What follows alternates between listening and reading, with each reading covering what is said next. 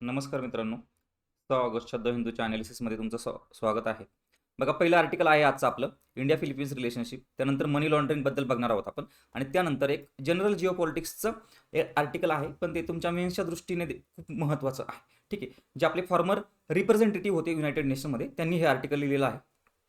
आणि बघा मित्रांनो, यामध्ये असे आर्टिकल आहे की जे महत्त्वाचे आहे, मुद्द्याचे आहेत, तेच आपण सिलेक्ट केलेले आहे. फापट पसारा करत बसायचा नाही. तुम्ही सुद्धा एवढंच बघायचं, 15-20 मिनिटामध्ये नोट्स काढायच्या आणि विषय खतम.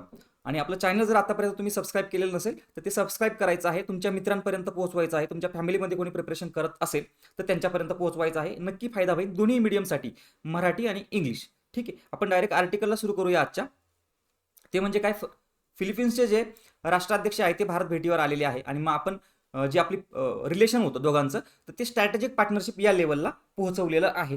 तुम्हाला प्रश्न कुठे येईल तर GS2 मध्ये तुम्हाला प्रश्न येईल, इंटरनॅशनल रिलेशनमध्ये. ठीक आहे. बघा, भारत फिलिपिन्स संबंध आता स्ट्रॅटेजिक पार्टनरशिप या स्तरावर पोहोचलेले आहेत आणि हे डिक्लेअर केलं ऑफिशियली दोन्ही राष्ट्रांनी. मग प्रमुख घोषणा काय झाल्या यामध्ये, तर संरक्षण आणि समुद्र यामध्ये सहकार्य होणार आहे. बघा, या सहकार्याला बळकटी मिळेल. त्यानंतर भारताची जहाजं जे फिलिपिन्समध्ये नावल सराव होणार आहे, नौदल सराव होणार आहे, त्यामध्ये सहभागी होणार आहेत.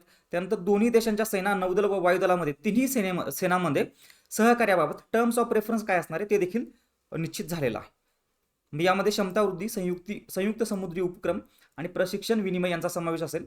तटरक्षक दल आणि फिलिपिन्स तटरक्षक दल म्हणजे दोघंही, इंडियन आणि फिलिपिन्स, यामध्ये देखील टर्म्स ऑफ रेफरन्सवर स्वाक्षऱ्या झालेल्या आहे. दक्षिण चीन समुद्र आणि इंडो पॅसिफिक, आपल्याला माहिती आहे की हे फ्लॅश पॉईंट आहे जगाच्या राजकारणातले. तर दोन्ही देश आंतरराष्ट्रीय कायद्यानुसार सागरी वाहतुकीच्या स्वातंत्र्याला पाठिंबा देतात. ठीक आहे. Free sea lines of communication, आपण त्याला इंग्लिशमध्ये टर्म्स वापरतो, ही देखील तुम्ही टर्म्स लिहू शकतात ब्रॅकेटमध्ये, किंवा इंग्लिश मीडियममध्ये असेल तर तुम्हाला ती लिहायलाच पाहिजे. भारताने पुन्हा स्पष्ट केले की दक्षिण चीन समुद्र हा जागतिक सार्वजनिक क्षेत्राचा भाग आहे, जे ग्लोबल कॉमन्स म्हणतो आपण. तर त्या ग्लोबल कॉमन्सचा हा भाग आहे कोणता, तर साऊथ चायना सी.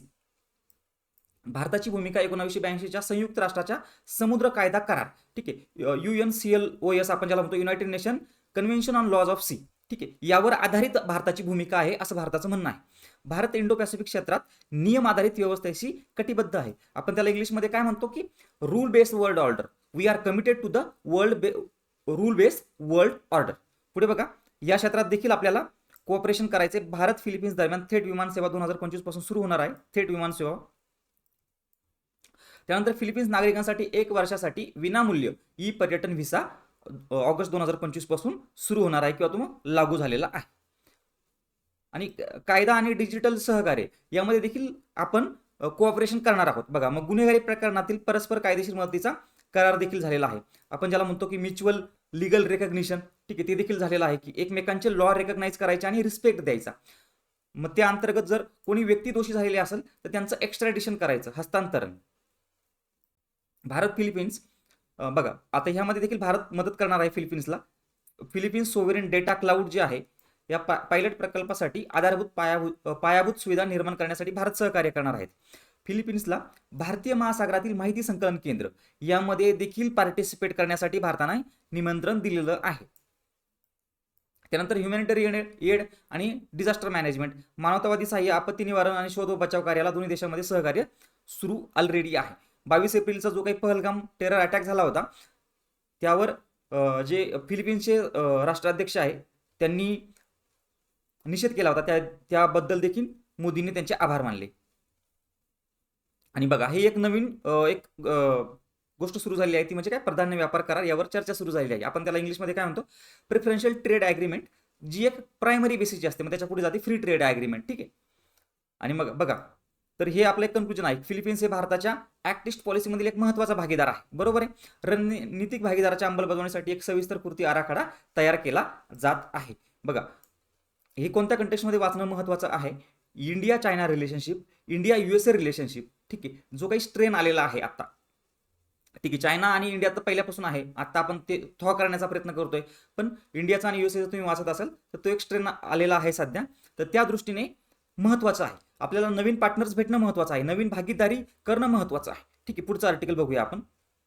खूप महत्त्वाचं आर्टिकल आहे, how should India how should money laundering be tackled, जे काही आर्थिक दुर्व्यवहार आहे ते आपण कशा प्रकारे थांबवू शकतो. ठीक आहे, तर त्यासाठी आपल्याला मनी लॉन्ड्रिंग म्हणजे काय, आर्थिक दुर्व्यवहार म्हणजे काय ते माहिती पाहिजे, किंवा किंवा आपण त्याला काळा पैसा, एकदम जनरल भाषेत काय म्हणतो की काळा पैसा व्हाईट करणं किंवा पांढरा करणं किंवा सफेद करणं. ठीक आहे, तर ते आपण कशा प्रकारे टॅकल करू शकतो.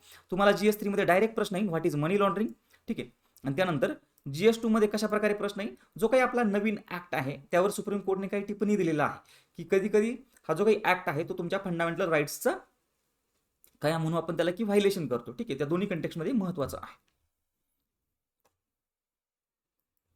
बघा, आर्थिक गैरव्यवहार, मनी लॉन्ड्रिंग कसे थांबवायचे. सध्याची स्थिती काय बघा, 2015 पासून आपल्याला माहिती आहे की हा जो PMLA ऍक्ट आहे 2002 अंतर्गत किती केसेस दाखल झालेले आहेत आतापर्यंत, तर 5892 केसेस दाखल झालेल्या आहे किंवा मग ईडीने घेतलेल्या आहेत त्या. पण प्रत्यक्ष प्रकरणामध्ये म्हणजे गुन्हा साबित होऊन फक्त 15 लोकांना शिक्षा झालेली आहे. म्हणजे बघा, तुम्ही 5892 लोकांवर रेड करताय आणि फक्त 15 लोकांना शिक्षा होते फायनली, तर मग कुठेतरी काहीतरी चुकतंय. ठीक आहे, जवळपास सर्वच प्रकरणामध्ये ECIR एन्फोर्समेंट केस इन्फॉर्मेशन रिपोर्ट जारी करण्यात आलेले आहे आणि यावरच तुम्हाला GS2 मध्ये प्रश्न येईल बरं का. एन्फोर्समेंट केस इन्फॉर्मेशन रिपोर्ट, जसं सामान्य आपले जे पोलीस आहे ते FIR दाखल करतात, तसं ईडी जे आहे ते ईडी ECIR दाखल करतात. ठीक आहे, पण FIR आणि ECIR मध्ये काय फरक आहे, तर ECIR जे आहे ते पूर्णपणे आपण ज्याला म्हणू की ओपॅक आहे, ते आपल्याला दिलं जात नाही. जो अक्यूज त्याला पण दिलं जात नाही आणि पब्लिकला पण दिलं जात नाही. तर पण FIRच्या बाबतीत तसं नसतं, FIR सगळ्यांना भेटते. ठीक आहे, म्हणून तुम्ही आमच्यावर नेमके गुन्हे दाखल काय केले हे देखील त्या लोकांना कळत नाही. ठीक आहे, म्हणून हा ECIRचा जो मुद्दा आहे तो महत्वाचा आहे आणि तो एक फ्लॅश पॉइंट आहे. वाढते प्रकरण तर वाढत आहे, पण शिक्षाचा जो दर आहे तो खूप अल्प आहे, त्यामुळे मग इथं प्रश्नचिन्ह निर्माण होते.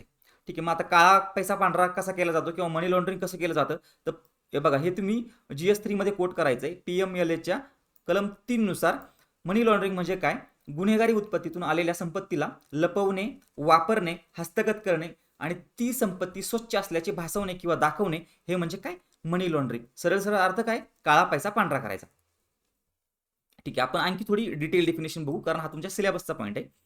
मनी लॉन्ड्रिंग म्हणजे काय, काळा पैसा पांढरा करण्याच्या प्रक्रियेचा ढोबळपणाने मनी लॉन्ड्रिंग असा अर्थ होतो.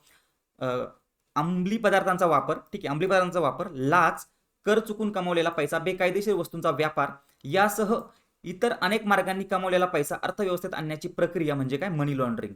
म्हणजे तुम्ही जो पैसा कमवलेला आहे तो ब्लॅक मार्गाने कमवलेला आहे, ज्याला गावाकडे आपण म्हणतो की 2 नंबरचा पैसा आहे. ठीक आहे, पण तुम्ही असं भासवतायत किंवा असं दाखवतायत की हा जो काही पैसा आहे याच्यावर मी कर भरलेला आहे, हा लिगली अर्न मनी आहे. आता आहे ना, तर यावर देखील तुम्हाला प्रश्न येईल, हे देखील आर्टिकलमध्ये मेन्शन आहे. मनी लॉन्ड्रिंगच्या 3 स्टेजेस असतात. पहिली आहे प्लेसमेंट, सेकंड आहे लेअरिंग आणि 3 नंबरला आहे इंटिग्रेशन. ठीक आहे, प्लेसमेंटमध्ये काय केलं जातं बघा, अवैध पैसे आर्थिक प्रणालीत आणले जातात. जे तुमचे अवैध पैसे ते आर्थिक प्रणालीमध्ये आणले जातात. ठीक आहे, त्यानंतर ते पैसे अशा प्रकारे गुंतागुंतीच्या व्यवहारांमधनं प्रोसीड केले जातात. ठीक आहे, त्याला लेअरिंग म्हणतात. ठीक आहे, ते सिस्टीममध्ये गुंतागुंतीच्या याने लेअर केले जातात, म्हणून त्याला लेअरिंग म्हणायचे. आणि मग फायनली तर असं दाखवलं जातं की आता हे जे पैसे आहे ते लिगली आहे, आणि मग त्यालाच आपण इंटिग्रेशन म्हणतो. जे काही तुम्ही पैसे अर्न केलेले आहे, ठीक आहे, मग त्या पैशाद्वारे स्वच्छ व्यवहार केले जातात. ठीक आहे, थर्ड जी स्टेज आहे त्याच्यामध्ये स्वच्छ व्यवहार केले जातात, आणि म्हणून मग दाखवलं जातं की हा जो पैसा आहे तो खरा आहे, आणि म्हणून त्याला आपण इंटिग्रेशन म्हणतो किंवा मग एकत्रीकरण. बघा, आपण थोडंसं डिटेलमध्ये बघूया, कारण हे महत्त्वाचं आहे. प्लेसमेंट म्हणजे काय बघा, मनी लॉन्ड्रिंगची पहिली आणि सर्वात महत्त्वाची पायरी आहे किंवा सर्वात धोकादायक पायरी आहे. काळा पैसा अधिकृत अर्थव्यवस्थेत आणण्यासाठी वैध वाटणारे सगळे व्यवहार केले जातात. मग काय करतात की मोठ्या रकमांऐवजी लहान लहान व्यवहार केले जातात, जेणेकरून जे इन्कम टॅक्सचे लोक आहेत त्यांना हे मॉनिटर करता येणार नाही. कॅशद्वारे खरेदी केली जाते किंवा बँक खात्यामध्ये पैसे विभागून ठेवले जातात. वेगवेगळ्या लोकांच्या वेगवेगळ्या बँक खात्यामध्ये पैसे ठेवले जातात, किंवा मग बनावट खाती, आपण त्याला बनावट खाती देखील म्हणू, की अनेक खात्यांचा वापर केला जातो. ठीक आहे, सरकार किंवा कर विभागाचा संशय टाळण्यासाठी व्यवहार ज्या क्षेत्रामध्ये कमी निरीक्षण असते ते केले जातात. कधी कधी हे पैसे सोनं, रोख रकमेच्या स्वरूपात परदेशात पाठवले जातात. परदेशात हे पैसे बँकिंग उद्योग किंवा कर्जपेढीसाठी वापरले जातात. आणि ब्लॅक मनी पांढरा करण्यासाठी अनेक कृत्या म्हणजे अनेक प्रोसेसेस, अनेक वेज वापरले जातात. याला काय म्हणतात, प्लेसमेंट. ठीक आहे, ही एक प्रोसेस असते, इनिशियल प्रोसेस असते तुमचा काळा पैसा मार्केटमध्ये आणण्यासाठी. लेअरिंग म्हणजे काय, मग या टप्प्यामध्ये पैशाचा मूळ स्रोत लपवणे हे मुख्य उद्दिष्ट असते. एकदा पैसे वैध प्रणालीत बँकेत कंपन्यांमध्ये आले की त्यांच्यावर पुन्हा पुन्हा गुंतागुंतीचे व्यवहार केले जातात. ठीक आहे, जेणेकरून मॉनिटर करणं डिफिकल्ट होईल. हे व्यवहार डिजिटल बँकिंगद्वारे किंवा शेल कंपन्यांच्या माध्यमातून परदेशात केले जातात. सेल कंपन्या म्हणजे काय असतात की जी कंपनी प्रत्यक्षात काहीच करत नाही पण ती अस्तित्वात आहे, तिच्या नावाने व्यवहार होत आहे. अनेक वेळा हे व्यवहार अशा देशांमध्ये होतात जिथे आर्थिक नियम जे आहे ते सैल आहे किंवा माहिती गोळा करणे कठीण आहे, डेटा गोळा करणे कठीण आहे. यामुळे सरकार किंवा तपास यंत्रणा पैशाचा मागोवा घेणे अशक्य होते. ठीक आहे, हा झाला लेअरिंग. पहिला होता प्लेसमेंट. आता आपण थर्ड आणि लास्ट पॉईंट बघूया, इंटिग्रेशन. हा मनी लॉन्ड्रिंगचा शेवटचा आणि निर्णायक टप्पा आहे. याच्यामध्ये काय होतं तर गुन्हेगारी उत्पत्तीतून कमवलेला पैसा शेवटी वैध गुंतवणुकीत रूपांतरित केला जातो. म्हणजे जे काही इन्व्हेस्टमेंट केलेली आहे, मग रिअल इस्टेट असेल, कंपनी भांडवल असेल किंवा मालमत्ता खरेदी असेल, याच्या थ्रू हा पैसा वैध वैध गोष्टींमध्ये गुंतवला जातो. आणि मग त्याला मॉनिटर करणं, त्याला ट्रॅक करणं, त्याचा सोर्स कोणता होता ते फाइंड आउट करणं खूप डिफिकल्ट होऊन जातं. या टप्प्यात काळा पैसा पूर्णपणे व्हाईट होतो आणि अर्थव्यवस्थेत मिसळतो. ठीक आहे, तर हे झालं महत्वाचं. हे तुम्हाला GS3 मध्ये. आता लँड्रोमॅट म्हणजे काय, त्यांनी कन्सेप्ट वापरले की लँड्रोमॅट.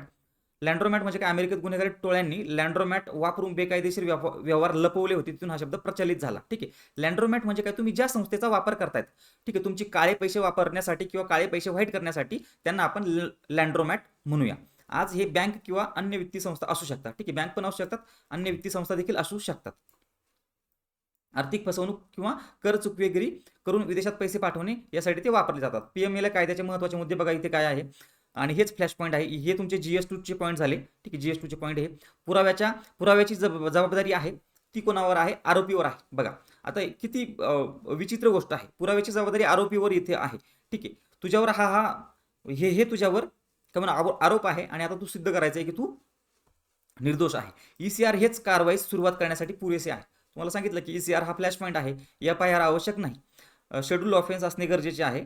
त्यानंतर मालमत्ता जप्तीसाठी बघा, मालमत्ता जप्तीसाठी तुमच्यावर काही आरोप नाही तरी तुमची मालमत्ता जप्त होऊ शकते. हे देखील महत्वाचं आहे. या तरतुदी राजकीय हेतूसाठी वापरण्याची शक्यता वाढते. बघा, वाढती प्रकरणं आणि अत्यल्प शिक्षा दर ह्या अंमलबजावणीच्या कार्यक्षमतेवर प्रश्नचिन्ह निर्माण करतो. ठीक आहे, तुम्ही जर 5,000पेक्षा जास्त लोकांवर गुन्हे नोंदवताय आणि फक्त 15 लोकांना शिक्षा होते फायनली, तर कुठेतरी प्रॉब्लेम आहे. ठीक आहे, हे या आर्टिकलमध्ये म्हटलेलं आहे. किंवा हे आपल्याला देखील जनरली कळतं की 5,000 तुम्ही केसेस दाखल करतायत तर मग ते कशाच्या आधारे करतायत. आणि सर्वोच्च न्यायालयाने देखील असं म्हटलेलं आहे की अधिकारांचा गैरवापर होतो आहे. आणि बघा, कारवाई जी आहे ती फायनान्शियल ऍक्शन टास्क फोर्सच्या मार्गदर्शन तत्वानुसार असायला पाहिजे. ठीक आहे, जी काही कारवाई आहे ती फायनान्शियल ऍक्शन टास्क फोर्स, जे जगातलं एक काय म्हणतो आपण त्याला संस्था आहे, ती मनी लॉन्ड्रिंग, टेररिझम फायनान्सिंग या गोष्टींवर कार्य करते. मनी लॉन्ड्रिंग मुळे काय होऊ शकतं, आर्थिक स्थैर्य, व्यापार, वित्तीय संस्था आणि देशाची सार्वभौमत्व व सुरक्षा धोक्यात येते. ठीक आहे, म्हणून हा इंटरनल सिक्युरिटीचा पॉईंट आपल्याला GS3 मध्ये. डबल टॅक्सेशन अवॉइडन्स अग्रीमेंटची भूमिका काय याच्यामध्ये, तर भारताने सुमारे 85 देशांसोबत DTAA करार केलेले आहेत. हे करार देशामधील कर आणि आर्थिक माहितीचे देवाणघेवाण सुलभ करते. त्यामुळे कर चुकवेगिरी आणि मनी लॉन्ड्रिंग रोखण्यास मदत होते. मग तुम्हाला असा देखील प्रश्न येईल, व्हॉट इज मनी लॉन्ड्रिंग आणि what is the role of DTAA to prevent the money laundering. ठीक आहे, DTAचा रोल काय आहे मनी लॉन्ड्रिंग टॅकल करण्यासाठी, ठीक आहे, आर्थिक गैरव्यवहार थांबवण्यासाठी. मात्र DTAचा प्रभावी वापर अद्याप अपुरा आहे, मजबूत अंमलबजावणी आवश्यक आहे. ठीक आहे, निष्कर्ष काय बघा, आता हे आपले कन्क्लुजनचे पॉईंट आहेत. मनी लॉन्ड्रिंग हा एक गंभीर आणि सतत वाढणारा धोका आहे, जो केवळ आर्थिकच नव्हे तर राष्ट्रीय सुरक्षेच्या दृष्टीने देखील अत्यंत चिंताजनक आहे. आपल्याला माहिती की money laundering is a direct threat to internal security, direct threat to the sovereignty and security of the state. जरी या संदर्भात कठोर कायदे अस्तित्वात असले तरी त्यांचा राजकीय हेतूने गैरवापर, बघा हे महत्वाचं आहे, अकार्यक्षम अंमलबजावणी आणि अल्प शिक्षा दर यामुळे त्याचा प्रभाव लक्षणीयरित्या कमी झालेला आहे. कायद्याचा वापर स्वतःच्या राजकीय किंवा वैयक्तिक फायद्यासाठी नव्हे तर खऱ्या गुन्ह्याविरोधात प्रभावीपणे होणे आवश्यक आहे. आणि मग त्यासाठी जे काही मार्गदर्शक तत्वे आहे फायनान्शियल ऍक्शन टास्क फोर्सचे, ते आपण इम्प्लिमेंट करायचे आहे. हे झालं आपलं तिसरं आर्टिकल आणि सगळ्यात महत्वाचं आर्टिकल आजचं. शेवटचं आणि लास्ट आर्टिकल बघूया आपण, India's presence amid broken template of Jio politics. Article कोणी लिहिलंय बघा, TS त्रिमूर्ती. हे आपले फॉर्मर अँबॅसेडर होते, फॉर्मर रिप्रेझेंटेटिव्ह होते युनायटेड नेशनमध्ये. आणि तुम्हाला GS2 मध्ये प्रश्न येऊ शकतो याच्यावर. जर ट्रान्सलेशन केलं तर असं आहे की मोडलेल्या जागतिक राजकारणाच्या चौकटीत भारताची स्थिती किंवा उपस्थिती. ऑपरेशन सिंदूर केलंय आपण, हा एक कंटेक्स्ट सांगितलाय त्यांनी. 22 एप्रिलला आपल्यावर जो काही आहे पहलगाम टेरर अटॅक झाला होता, त्यानंतर भारताने ऑपरेशन सिंदूर राबवलं होतं, ठीक आहे. पण हे ऑपरेशन सिंदूर आपण ज्यावेळेस राबवलं त्यावेळेस बघा प्रॉब्लेम काय आले, की जे काही आपले क्लोज अलाइज आहेत, ठीक आहे, त्यांनी पाकिस्तानचा निषेध करण्यासाठी वेळ लावली, ठीक आहे, किंवा टाळाटाळ केली. डोनाल्ड ट्रम्प यांनी काय केलं नंतर, की व्यापार दडपशाही वापरून युद्धबंदी घडून आणल्याचा दावा केला, ठीक आहे. हा काय झाला मग, एक फ्लॅश पॉईंट झाला दोघांमधला, ठीक आहे. ट्रम्प यांनी ऑपरेशन नंतर पाकिस्तानी फील्ड मार्शल असिमुल यांची देखील भेट घेतली. बघा आता आहे ना, आता हे महत्त्वाचे मुद्दे आहेत तुमचे, ट्रम्पचे भारत विरोधी पावले, ठीक आहे. बघा ज्या दिवशी आपण निसार सॅटेलाइट लॉन्च केला त्याच दिवशी ट्रम्पने 25% टॅरिफ लावलं भारतावर. युक्रेन युद्धाचा हवाला देत भारताच्या रशियन तेलावर अधिक टॅरिफ लावण्याची धमकी दिली, ठीक आहे. आणि स्वतः काय करते, स्वतः ट्रम्प म्हणतो की युएसए आणि रशियाचे रिलेशन चांगले राहिले पाहिजे.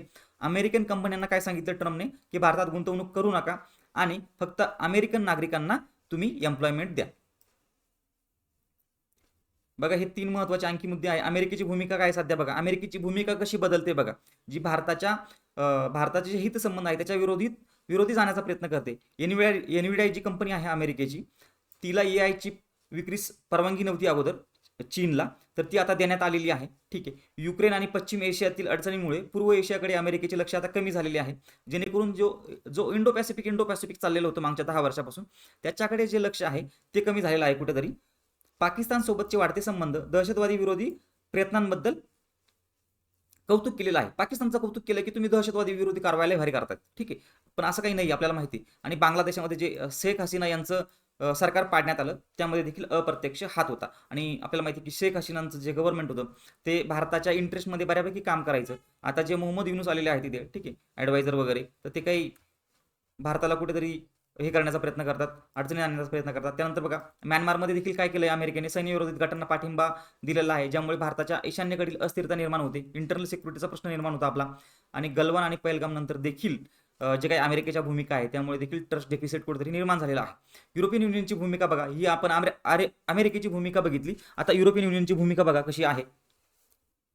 तर भारतात ही जी कंपनी आहे वाडिनार म्हणून, ठीक आहे, तिच्यामध्ये रशियन कंपनीची इन्व्हेस्टमेंट आहे म्हणून तिच्यावर निर्बंध लादलेले आहे. रशियन या रॉसनेफ्ट कंपनीची इन्व्हेस्टमेंट आहे. भारतावर रशियन तेल विरोधात दबाव, पण बघा भारतावर तुम्ही दबाव लादतायत जे एस जयशंकर म्हणत असतात कायम, ठीक आहे, की euros problems are not world's problems, ठीक आहे. तर ते कुठेतरी महत्त्वाचं आहे बघा इथे. हंगेरी, स्पेन, बेल्जियम हे लोक आयात करतातच रशियाकडनं, तुम्ही यांना काही म्हणत नाही तुम्ही. अमेरिकेचं पण तसंच आहे, ठीक आहे. कार्बन बॉर्डर टॅक्स आणि डिजिटल व्यापार अडथळे अजूनही कायम आहेत, ठीक आहे. मग हे कुठेतरी मुद्दाम पण असतात.